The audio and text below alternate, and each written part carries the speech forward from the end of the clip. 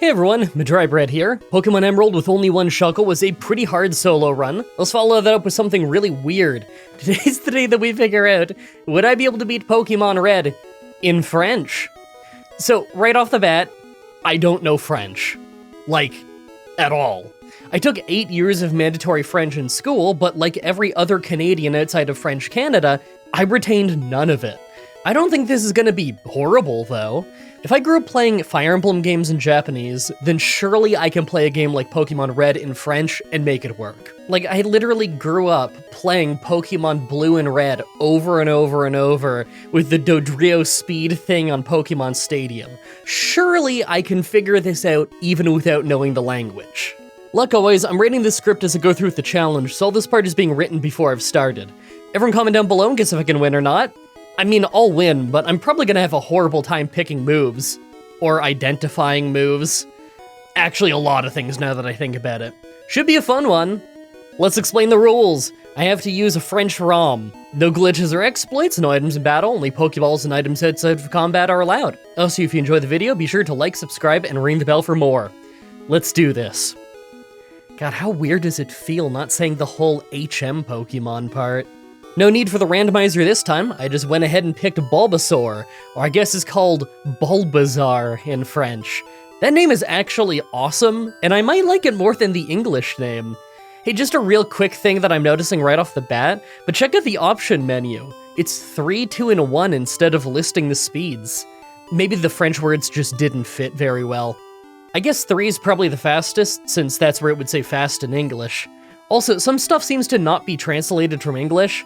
I mean, either that, or the French use words like combat and style like we do in English, but I kind of doubt that they do. Like, surely they have their own words for those things. I'd be shocked if they don't. Style? There's no way the French don't have a word for style, come on.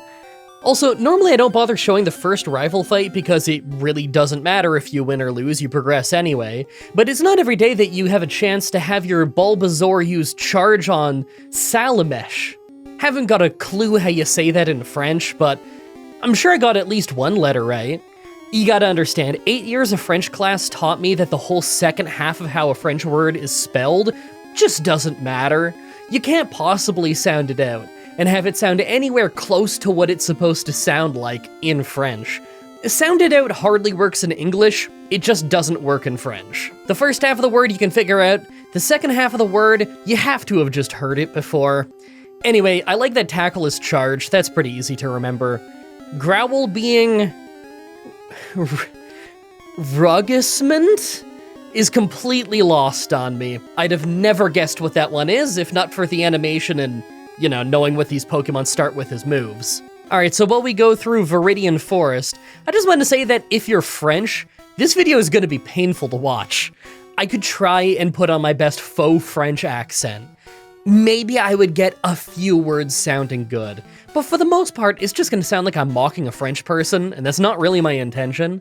I feel like the most honest thing that I can do is just say, I don't know French, and try my best to pronounce these words in my natural, rural Canadian accent. Will it sound horrible? Absolutely. Will I get made fun of for the rest of time for it? You know it. But I knew that when I picked the challenge, so now I'm gonna try my absolute best to learn some French names that I see, and then we can all just suffer through that process together. Also, I'm sure you've noticed, but I'm keeping battle animations on in this run. It's gonna help us a ton in identifying what moves are being used. It's gonna make the run take a bit longer, but considering that we don't have any restrictions on what Pokemon to use, I can build a really strong team, so I don't think that the extra time from battle animations is gonna be a big deal at all. If anything, it'll be fun to see the cool little animations again. I'm gonna warn you now though, Gen 1 loves effects that make the screen flash and shake and stuff, so if you're sensitive to flashing screens and the like, this might be one of the better episodes to listen to in the background rather than watching intently. This show is on Spotify now, after all, link in the description. Spotify does videos now, it's actually really good quality. Also, I can upload to Spotify way faster than I can to Patreon or YouTube, and I have no idea why. Anyway, let's go beat Brock. Or whatever his name ends up being in French, I guess.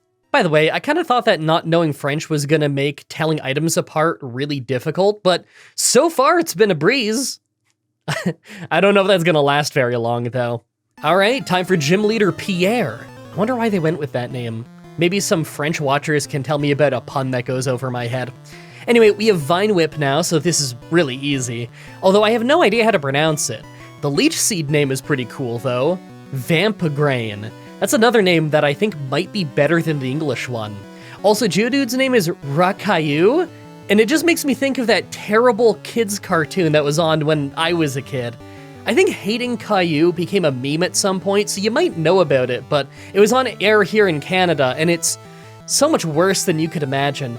Oh man, everyone hated that kid, just the whiniest, worst kid, and we were supposed to relate to him. Oh, what a terrible kids show. Canadian cartoon programming was really hit or miss. We had a rule here where, I'm sure it still exists, something like 70% of the stuff put on air has to be Canadian made, and so a whole bunch of cartoons that were like way under the bar of what you would normally air got to air anyway just because it's Canadian. Also, any time that any kind of musician gets really big in America and they came from Canada, oh man, you better like them because it's all you're gonna hear on the radio up here. It's brutal. Hey, check it out! On our way to Mount Moon, we evolved our Bulbasaur into Herbizarre. Again, still liking these names more than the English ones. I swear, half the fun in this run is just seeing what the French names are. Like, Clefairy is Melifee, I really like Zubat, it's Nosferapi, and Leech Life is just Vampirism. Much cooler than Zubat in Leech Life. Now it's time that we get a new Pokemon, though. Man, I can tell you right now, this edit is gonna take me forever because I'm gonna have so many lines to cut out at the end of this because every time I hit one of these French names, I have to like take the line again from the top 3 times before I'm happy with how I said it, and I'm sure I still said it very wrong. All right, I go ahead and get Spearow, or as it's also known, Piefebic. Piefebic? Yeah, I have no idea what that one's supposed to be. I love that Peck is Pick-Pick, though. How weird is it that the speed is Vit, by the way? Makes me think like Vitality, I guess. Vitality makes me think of more like health or endurance than speed, but like I get where they're coming from if that's what they're talking. You know, Vitality like stamina, like how far you could run. But right before I got that Spearow, I took the Nautile fossil. I knew that if I didn't say what I took, you'd all ask. Actually, now that I think about it, everyone asks anyway. Comments are good for the YouTube algorithm. Anyway, next is Undyne, the water gym. Google's telling me that Undyne is a reference to some water elemental, so I guess that makes sense. Starry and Staros are Staryu and Starmie. I think Staros sounds more like an evolved Starry than Starmie feels like an evolved Staryu. I really like that. I'm gonna give it points for that. Obviously, it was an easy fight with Herbizarre, though, so we won the fight and learned Powder Toxic? Must be Poison Powder. After that is our rival. Right away it's Raukou, Pidgeotto. Looks like Gust is called Tornado. That's pretty cool. We just leech-seeded, poison powdered, and tackled our way through. We lost some accuracy, but we still won with a lot of health left. Next is Abra, same name as usual. I had Spearow take it out, as all it can do is fail teleport in this fight. Next is Rattata, another name that's the same as in English, although I think I say it wrong in both. Leech Seed and Vine Whip took it out pretty fast. Last is Charmander, who I guess I forgot to write down what Charmander's name is in French. Hold on, I gotta Google this. Oh no, never mind. I said it earlier, it was Salamech or something. Yeah, sorry, I forgot to write that down earlier. Anyway, last is Charmander. I'm just gonna say Charmander. So I leech-seeded, poison powdered, and then I switched to Spearow to buy some time with Leer and Peck. He ended up wasting a bunch of time though, so we actually took him out with our underleveled Spearow. So that was pretty great. Now let's go get another 2 Pokemon. First I went to Diglett Cave to catch Taupicure. Taupicure? Yeah, I got no idea. That could mean literally anything. There's also a 0% chance I pronounced that one right. But Dugtrio is a beast in this game, so it's gonna be worth it. Remember, Dig's got 100 power in Gen 1. It's a ridiculous move. Also, crits are based on your base speed in this game, so we're gonna crit really frequently once we evolve. I suspect this is gonna be one of our best Pokemon this run. And after that, I caught my favorite Pokemon, Drowsy, also known as Soporific. Yep, once again, absolutely no idea. I noticed that Psychic was just written as Psy, though. That's kind of cool. Drowsy is really good in this game, so I figure it's a really safe pick. Its moveset is a little weird though. Hypnos is obviously Hypnosis, but I never would have guessed that whatever that other one is French for pound. Or maybe not French for pound, just what the French named that move. This is where having grown up playing this game a lot really helps, because if I didn't have the knowledge that Drowsy starts with pound, I never would have guessed what that move is. Let's go test out our new Pokemon on arrival. I got the pass from Leo to get on the boat that's named SSN in just about every language except French. In French, it's L'Ocean? It's literally named after the ocean. Why would they do that? Googling around a little bit, by the way, there's a lot of things in these games that are the exact same name in nearly every language, but it's almost always different in French. I don't know why. For some reason, the French versions just change a lot of like character names and location names that a lot of other versions don't bother changing. Most countries just go with the English name for a lot of these things. Not Pokemon names though. Pokemon names seem to be very local. All right, rival time. Well, our Spearow evolved into Rapidapic, so Fearow. It made pretty short work of Pidgeotto, so I stayed in when Raticate came out. I love the French name, Ratatac. I think I like that one more than Raticate. Kadabra is just Kadabra, and I think he disabled Growl, so he went down fast. Last is Charmeleon or Reptinsel. I mean, I kind of see the word reptile in there. Maybe I should look up some of these names and see if I can figure them out. That'll be a fun little thing to do while we travel. But yeah, Charmeleon was easy. Really, the whole fight was pretty easy. I expect most of the fights to be reasonably easy this run. Who knows though, maybe we get to the end game at a really low level. That could make it hard. I'm gonna try for that. And in case you're wondering, the Electric Gym puzzle is as easy as always. It's pretty obvious what it's telling you, and the whole bug where the second lever has a 50% chance of being in the top left, no matter where the first one was, seems to be alive and well in the French version. Hey, I wonder if there's any different language versions that have unique glitches. I know in some games like Gen 3, there are bugs in the Japanese versions that don't exist in the English ones. But like, are there any examples of new bugs being in other language versions? If you know of any, let me know. I'm curious. Like, maybe the German version only of one of the games has a unique bug. I don't know. Oh my god, it's time for Major Bob. Alright, that settles it. French is the best language for Pokemon. I'm sure it won't surprise you to hear, but he's not any stronger in French, so Diglett did a pretty great job. Also, Pikachu and Raichu in French are still just Pikachu and Raichu. I figure they probably have the same names in most languages, well, with Pikachu being the mascot of the franchise and all. Alright, I have a new Pokemon to get soon, and I'm very excited to find out what his French name is. I have to get through Rock Tunnel first, though, so I thought that maybe I could look up some of the French names for some of these Pokemon on Bulbapedia and see what it says. Okay, so Diglett's name is a mixture of Mole and Jackhammer. That's interesting. I don't think I've ever associated Diglett with a Jackhammer before. It's kind of cool seeing what these other localizations interpret when they look at these Pokemon. For Drowsy, its name is a play on Sephoric. Yeah, I guess that works. It's not all that different from the English and Japanese names. What was in Japanese again? It's like sleep and sleepy or something. The Japanese names kind of suck. It's too on the nose. Fearo's French name is really complicated. I'll just put what Bulbapedia says on screen. Apparently, it's a bunch of bits from predatory, spike, and the word to swoop, and it's also a pun on the Ace of Spades. I mean, that's completely lost in translation, but I'm sure the name goes hard in French. And for Charmeleon, the French name is a mix of Reptile and Spark. I mean, I guess Spark could be a spark of fire, but I associate it with a spark, like, for electricity. Maybe in French, that's more specifically associated with fire. Oh yeah, I forgot that I left you a hook at the start of the video, although you might have missed it if you were just listening. That little plush MDB at the start of the video, well, I'm working with your plush to start a campaign to make that plush a reality.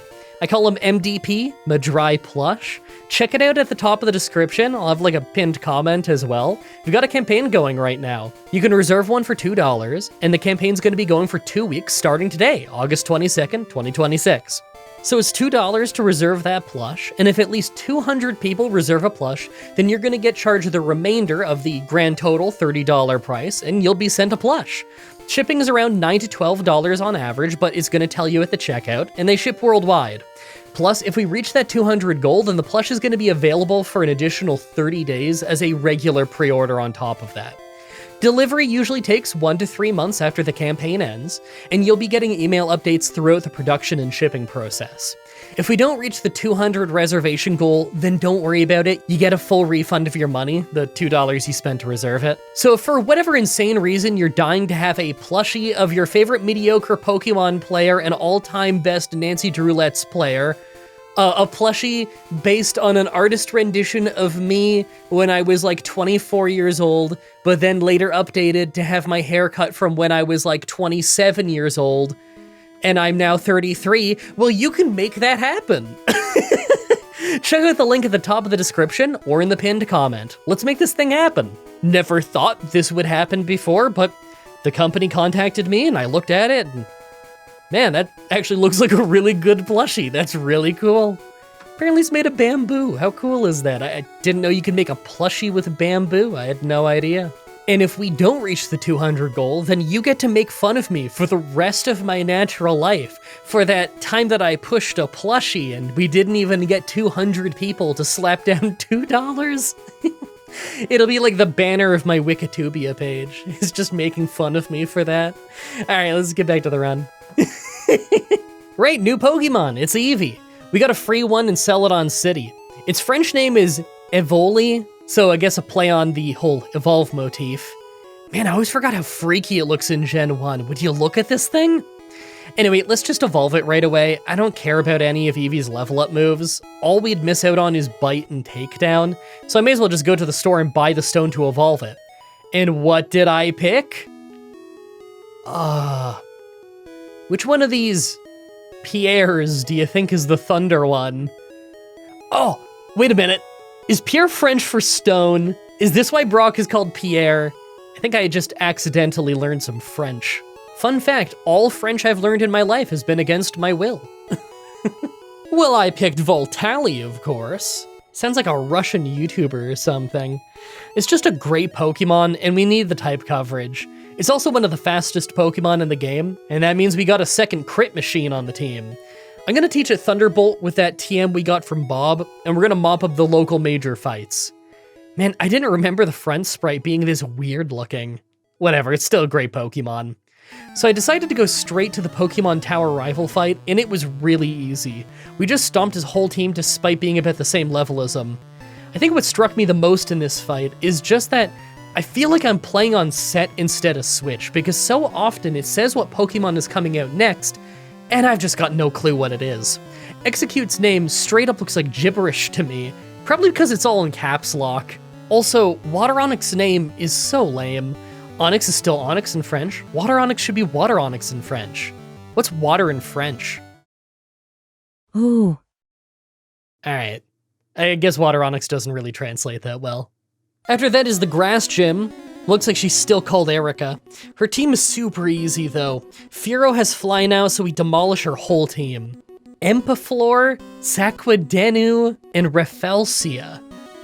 I think that last name is a play on the plant that's on Vileplume's head. And Empiflor is probably like Emperor and Flora? I don't know the Tangela one though. I'll look that up. Huh. Apparently it's a play on a knot bag. What is a knot bag? Next is Giovanni, who still has the same name. It's not actually the easiest fight because we're not a very high level, so his Kangaskhan was tough. I love that Rhyhorn is Rhycorn. Kinda sounds the same. Apparently corn is French for horn, so it's got the same idea behind it. Kangaskhan, on the other hand, was tough. Its name is a mixture of kangaroo and king, which is kind of a weird name for a female-only Pokemon species, but alright. Anyway, it was tough. It's a tanky Pokemon that hits hard, and I couldn't really tell her moves apart very well. I knew that she was using Rage sometimes, and I think that there was a Comet Punch in there. I ended up having to take it out with Herbizarre. Then I got stunned for ages as we started learning Tranche Herb, and I had to figure out what that was. It took me a while to figure out it was Razor Leaf, so I'm happy that I learned it. It's the best grass move we're gonna have the whole game. Gen 1 Razor Leaf crits a lot. With that win, we get the Scope Sylph. That's what it's called in this version. So naturally, I went to the Pokemon Tower to grind a bit. Ghastly is Phantominus, and Haunter is Spectrum. Weird names. Drowsy ended up evolving pretty fast, though. He's now Hypno-made, some kind of mix of hypnosis and nomad, according to the wiki. Do you think that maybe the French associate his look with some kind of traveling carnival worker? Like the medallion that he swings back and forth is some kind of parlor trick. That's an interesting interpretation. It actually makes me like Hypno even more. Also, on my way through the tower, I found that the rare candy in French Pokemon games is called Super Bonbon, and I absolutely love that name. I wonder if anyone else will know what I'm talking about if I start referring to rare candies as Super Bonbons in other videos. Alright, now that I have the Pokeflute, I went ahead and woke up Ronflex, a name that is so great that I'm not gonna look up what it could possibly mean, because there's no context that can make Ronflex better than it already is. Then I picked up the Super Rod, better known as the Mega Cane, and caught Shelder, or in French, it's Coquias. Apparently it sounds like seashell in French. Cloyster has the highest defense of any Pokemon in Gen 1, so this thing's got potential. It's gonna need to grind a bit before it's any good, though. Actually, most of our team is pretty underleveled considering we're going to the Poison Gym soon. I already picked up the TM for Psychic, also known as the CT for Psycho. I'll just give it to Hypno, he's the only member of the team that can learn it anyway. I look forward to seeing what the Coughings and Wheezings are called in the Poison Gym. Those are some of my favorite Pokemon. Alright, well Koga is still called Koga, and the gym was incredibly easy with Hypno, but I just love the names. Coughing is Smogo, and Wheezing is Smogogo. Fantastic names. Muck is Grottedmorv. Apparently it's just Fat Grimer, and Grimer's name is a play off Snot. So in French, he's not Sludge, he's Snot. That's horrible. So I decided to go to the fire gym early, of course, but first I grinded in the mansion for a while. I also used the water stone on Shelder to get Crustabrim, and I used CT13 to get Laser Glace, or Ice Beam. I figured there's no point in leveling all the way to Ice Beam when I could just use a water stone and a TM. Let's take out the fire gym early. Alright, gym leader August. I tried starting the fight with our new Cloyster, and it did pretty well against Cranios and Ponyta. Although Ponyta ended up locking us in Fire Spin for an unreal amount of time. So eventually I had to send in Dugtrio to take out the rest of his team. It was all pretty easy, although I struggled for a while with the menu teaching me a new move. Turns out Dugtrio was learning Slash, but it took me quite a while to figure out what move it was, and where I even was in the dialogue tree leading up to it asking me if I wanted to learn a move. I was so worried that I was gonna say that I didn't want to learn it at first. Funny that Ponyta is still Ponyta, but Rapidash is Gallipa. Arcanine is Arcanon. So basically the same thing, I think. What's next, Silphco? Wonder if it's still called that. I think the Silphscope has basically the same name, just a different spelling. Well, it looks like it's Sylphie Sarl, whatever that means. But that means it's rival time. Right away, we one-shot Rao Carnage with Thunderbolt, cool name. Second is the one that looks like gibberish. How do I say this? Nonoof? That's some kind of egg pun, I think. He just spammed Reflect, and we won by using Fly a few times. Leviator was next, and I totally forgot it was Water Onix, so I sent in Hypno and ate a Hydro Cannon, but we still won quickly and easily. Alakazam came out, so I had Fearow fight it, although we fainted kinda fast, so I had Hypno headbutt it down instead. He really couldn't hurt us that much. Last is Drakafu, some kind of mix of dragon and the term "there's a fire." I think it's totally lost in translation. I'm sure this makes way more sense in French. He burned us, but our serfs from Cloyster still took him down pretty fast. Easy fight. After that is Giovanni, who's obviously really easy by this point in the run. The only interesting part is that all the Nidorino and Nidorina Pokemon lines seem to have the same names as they do in English. Other than that, unremarkable fight. Now, the Psychic Gym after was also pretty easy, but we've got some interesting names here. Like, Mr. Mime is just M-Mime. That's a weird one. Now, I know some of you are going to be watching this and think, wow, he remembered what type Venomoth is and used a Psychic move. And I understand why you'd think that, but that wasn't a Venomoth. That was clearly an Aeromite. Totally different thing. Last is Alakazam, but he wasted time for ages spamming Recover. Or I guess it's called Scion? Or something like that. Really, there was nothing that she could have done, though. Hypno is incredibly tanky against Psychic moves, and our headbutts were decently powerful. He could out-heal us, but we just put him to sleep. Gen 1 sleep is crazy strong. You don't attack on the turn you wake up. It's ridiculous. Last for the gyms is the last Giovanni fight, but again, super easy. The only reason we took any damage was because Cloyster got unlucky and was paralyzed by what must have been Body Slam. We still have loads of moves that are super effective against them though, so they went down pretty fast. Alright, this rival fight rocked so much. So first is Pidgeot, so I have Jolteon pretty easily two-shot it with Thunderbolt, although it hits us with a quick attack first.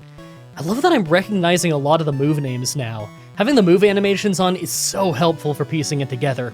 Next is Rhyhorn, so we just one-shot with Razor Leaf from Florizarr. Such an incredible name. The French names for this whole evolution line are fantastic. Execute easily goes down in a few hits of Fly and Peck, although Fearow does get poisoned in the process. Next is Water Onix, and despite having a double type effectiveness, our Thunderbolt doesn't get a one-shot, so we get bit and drop down to only 4 health as it faints. He's got a huge level lead on us. Second from last is Alakazam, and I was worried because he used Reflect right away, making Hypno's Headbutts too weak to rely on. Instead, we just took a Psychic that crit for half our health, then put him to sleep and spammed Psychic. It hardly hurt him at first, but after we got some special drops and started doing a lot more damage, we took him out. Last is Charizard, and I sent in Jolteon, but he outsped us and one-shot us. But dooms himself in the process. He used Rage, locking himself in to only using that one awful move, so I could send in a Cloyster that's 19 levels lower than him to slowly take him out with Surf. That was awesome. How fun is it to finally do a run where I can get away with being a super low level? Alright, we're coming up on the last chunk of the run, so now seems like a good chance to just talk about it in general. I've had a really fun time with this one. The biggest thing I worried about going in is just recognizing move names, and although it's been a bit of an issue when I'm learning the moves, it's rarely an issue during the battle because I can see the animations and recognize the moves. Where it's been more difficult is when I'm being asked if I want to switch Pokemon during a trainer battle, and the Pokemon name is something that I don't recognize. I mean that and items. Some items are obvious, some really aren't. I'll show you my inventory in a minute and you'll know what I mean. Still, using a strong team has meant that the actual playing of the game doesn't really take all that long. I'm not exactly stopping to read all the dialogue since I don't know what any of it says anyway, but it's cool learning the French Pokemon names and move names. I'm for sure gonna have to do another run like this in another language. This has been a really fun one, but I also kind of feel like there's a lot of little details that I would love to put in that just don't work super well with this format. Do you think that maybe next time I do one of these challenges in another language, that maybe I should stream it? That would let me show off a lot more of the other language stuff in real time. Then again, maybe if I do another one of these in the future, I could just spend more time in general running into random Pokemon to see their names and showing items and names and stuff. I'm not sure what one of those two approaches would be more interesting in the end. It's also hard to spend extra time without risking slowing down the next week's video. Actually, now's probably a pretty good time to bring this up. I made a community post where I made a poll, and I was asking people if they'd like to see me do less challenges in a month, but spend more time recording and editing each one so that they're longer, more detailed, and feel more special. It would allow me to do more difficult and more special, unique runs, maybe get a little bit more going on in the edit to make it more interesting, you know, and not longer like literally it's just a longer video. I mean, I would have more time to really go in depth on things in the video and improve the, I don't know, quality of it, I guess? There's a lot of pros and cons either way, and I don't really want to bore you to death with all of that here, but if you'd like, you can go to that post section on my YouTube channel and go read what I had to say there and leave your vote. I'd really appreciate it. I don't want to make any major changes to these challenges unless I've heard a lot of feedback from you guys, and there's no one whose feedback I need more than the people who actually watch these videos every week. So it just makes sense to tell you about them here so that you can go to the post and tell me what you think. I already have like 230 comments or something on that post. I've read all of them as of this morning, and there's something like 7,000 votes on it. So like I have a decent idea, but more than anything, I want to make sure that the people who aren't tuned into those posts, the people who are just watching week to week, I want to get your opinion. So yeah, if you watch regularly, then why don't you go over to that post and let me know what you think? Just, you know, actually read the post before you vote. I list a bunch of reasons and thoughts and questions I have that are really important. Yeah, so, right, check this out. This is our inventory. Some things are obvious, and a few things are even the exact same as in English, but most of this is so different that I only have a vague guess. Some of these things I only know because I remember what item you'd normally get on that route, or I know what an item is because I recognize the price and the place on the menu in the stores. Overall, though, I haven't had any serious issues with remembering key items or anything like that. Also, because I can't use items in battle anyway, the chance of, like, using the wrong item is basically zero. I just save before I use an item and test it, you know? Now that we're the Elite Four, let's take a look at our team. Well, the team is fantastic, and the moves are pretty good by Gen 1 standards, but we're crazy low level for the Elite Four. I doubt that we're gonna win this at this low of a level, but I bet that we wouldn't need to grind the low-level members of the party up very far before we could win. If there's any Pokemon game where you can get away with winning at a really low level, it's Pokemon Red. By the way, I looked up the French names for the Elite Four so I could write them down, and did you know that each member has the same name in nearly every language except French? Why? I have no idea. Make your final guesses on if we can win this or not. Let's do this. First is Ice Trainer Olga, and this one is hard. Lamentine is first. Dugong, good name. All it does is use rest, so we easily Thunderbolt it down. Second is our Cloyster, who never landed a hit on us and also goes down fast. Third is Flagados, or Slowbro. Right away though, he's spamming Amnesia, so I had to change my plan fast. Remember, that's 2 stages of Special in Gen 1, so it's making him stronger, not just tankier. I ended up having to switch to Fearow to spam our new Drill Peck, and he never ended up landing a hit on us. Second from last is Lepauto, Jinx. I had Hypno move in and try to outmuscle it, and it crit us with Thrash early, but we ended up doing some serious damage with Headbutt as well. In the end, we had only 9 health when we got the knockout. Last is Locklass. I'm assuming that's supposed to sound like Loch Ness and Lass. Great name. It took out Venusaur instantly, and Dugtrio didn't last that long either, although we managed to land Dig for a bit of damage. Jolteon was able to hit hard, but thanks to getting paralyzed and confused, we only landed 2 hits before we fainted. I thought we might lose, but Fearow was somehow faster than the Lapras 21 levels higher than us, so we took it out with Drill Peck. That was way too close. Second is Fighting Trainer Aldo. Like, Aldo Montoya? Well, that's just incredible. Right away, Cloyster one-shots Onix, and second is Tignon, so I just spammed Drill Peck as it looks like it was using maybe X-Defend several times. Wait, is X-Defend or X-Attack that uses? I don't remember. After that is Kickley, amazingly bad name, I love it. Anyway, it knocks us out really fast, so I had to send in Dugtrio to spam Dig. You'd think dodging jump kicks would help us, but it's programmed wrong in Gen 1 and he only takes, I think it's 1 point of damage on a miss. So we ended up almost taking it out, but we fainted when he had a sliver, so I had to send Jolteon in to finish it off with Quick Attack. Second from last is another Onix, who we one-shot with Cloyster, and last is Macogner. I'm totally lost on that one, so I looked it up. It's some kind of mix of Macho and Bruiser. I guess that's fine. We took it out pretty fast with Psychic. I love that Meditate in French is named Yoga. That actually makes a lot of sense as an attack buff. Easy fight. Third is Ghost Trainer Agatha. Ectoplasma is first, and I just tried this a bunch of times because of his move choice being really random. I spam Psychic, of course, but sometimes he puts us to sleep. This time he got us with a Nightshade, but overall it wasn't that bad. Out to Jolteon to deal with Nosferalto. Love it. Thunderbolt did amazing damage. We got crit by something that wasn't very effective, but still did a lot of damage. Wing Attack, I think? So we took it out with about half health. Out to Spectrum, so I just Dig and one-shot it. Arbok is also just a one-shot with Dig, although I think it's because of a crit. Last is another Ectoplasma, but it tried to Dream Eater while we were awake, so we just dug and crit it for a one-shot. I instantly did awful on a few tries thanks to bad starts with Hypnosis, but this try went great. Fourth is Dragon Trainer Peter. Alright. Well, I thought that Water Onix would be a one-shot, but it survived Thunderbolt and completely vaporized us with Ultra Laser. Then he got a free Draco Rage on Fearow because Hyper Beam doesn't make you recharge if you get the knockout with it in Gen 1. This game is insane. We took it out with Drill Peck.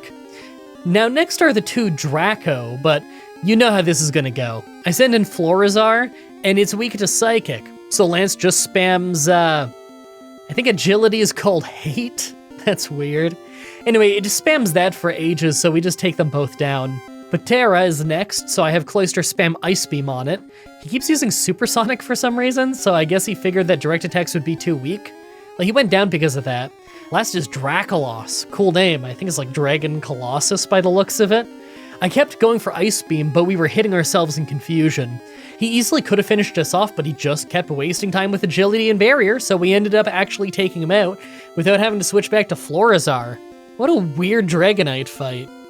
Finally, the Pokemon champion. Alright, first is Pidgeot, who went down in just 2 Thunderbolts, and on this attempt, he just wasted his first turn on Sky Attack, so we never took any damage. Second is Alakazam, and this is why I had to try the fight a bunch. Hypno's the only member of our team that can survive him, and we need tons of luck. He used Reflect right away, we put him to sleep, then we spam Psychic to try and drop his special. Every time he wakes up, he heals and we put him back to sleep. But on this run, I ended up landing a crit on a headbutt to take him out really early. Rhydon is next, so I just one-shot it with Razor Leaf. But next is Node Coco, the Executor. Fearow is our best choice, but he's doing crazy damage to us with Barrage. We did a lot of damage, but we ended up fainting. I sent in Cloyster knowing that I could tank his physical moves and then hit Ice Beam. It's not like he's got any grass moves anyway. Somehow we did so little damage though, that he made us lose 1/3 of our health off Barrage. This level difference is insane. Water Onix is second from last, so I sent in Jolteon to hit Thunderbolt. It's actually a one-shot thanks to a crit. Last is Charizard, so I stay in to hit Thunderbolt, nearly getting one-shot by Fire Blast in the process. We didn't crit though, so he survived and finished us off. I tried sending in Florizarr next to try for Leech Seed, and he caught us in a Fire Spin quickly. It took ages, but it stun-locked us until we fainted. I sent in Cloyster, who also just got taken out in one hit. This is such a bad situation. Out to Dugtrio to slash, and thanks to a miss, we hit. Hardly did any damage though, even with a crit. We went down in one Fire Blast. Hypno is our last Pokemon, and we're 21 levels lower than him. He missed Fire Spin, we missed Hypnosis, then he got us with Fire Spin for 5 whole turns. He crit us with Rage to bring us to only 11 health. Then we hit Hypnosis, kept him asleep for a few turns to hit Confusion for an incredibly close knockout. We only had 11 health left on our last Pokemon. Doesn't get much closer than that. Well, I know for sure that we're gonna have to do another one of these runs. That was a fun time. Maybe I'll do a German Pokemon challenge sometime soon. That'd be fun. I really hope you guys like that run. The next Pokemon challenge should be up next week on Saturday like usual. But I think it's gonna be a really big one. It's gonna be a Patreon poll one, and I'm like 99% sure which one it is, because before I even put the poll up, there was one on there where I thought, yeah, they're probably gonna all go for this one. And I've put the poll up, and everybody's going for that one. So I think what I'm gonna do is if the one that I think is gonna win wins, that's next week. If it doesn't win, and it just comes in a little bit shy of winning, because it seems to be doing very well, I'll just do it like a couple weeks after or something, because it's pretty clear that everybody's gonna want to see this one.